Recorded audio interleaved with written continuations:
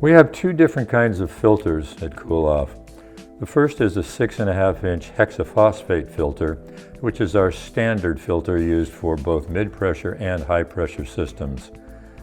Stepping up from that, we've got our Inline Canister filter, which does an incredible job of filtering out all sorts of sediment and various magnesium and calcium products that will tend to make your nozzles want to clog and not perform as well. It includes a spun filter and an anti-scale cartridge.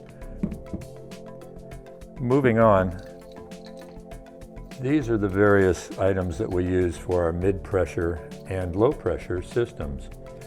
This would be our nozzle T with nozzle. We have elbows, unions, and T's.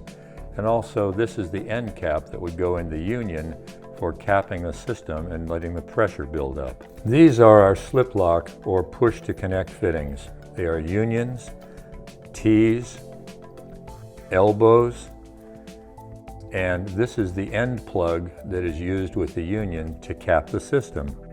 This is the misting T, and this is used where you want to snip the line, insert the T, come out the other end of the T with the line and going on to the next and the next and the next misting offering.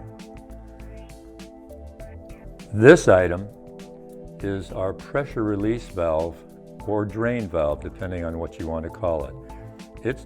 It's basically inserted right next to the pump on the outgoing line and allows the system to build up pressure. When the pressure stops building up, this little hole will quit squirting. It usually takes about 4 to 5 seconds. When the mist starts coming out the nozzles, this will stop squirting, and that means that the pressure is fully built up.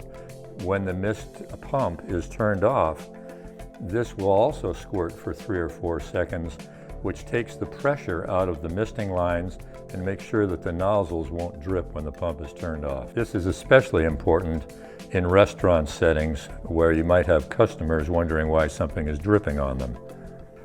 When using our stainless steel misting lines, we recommend using either our unions, our elbows, or our end caps that are dual compression fittings.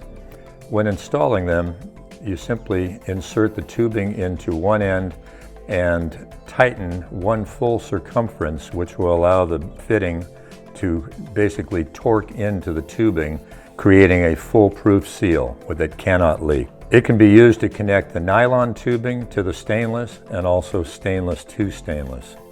The end cap is obviously used to allow the pressure to build up and create a 1000 psi system.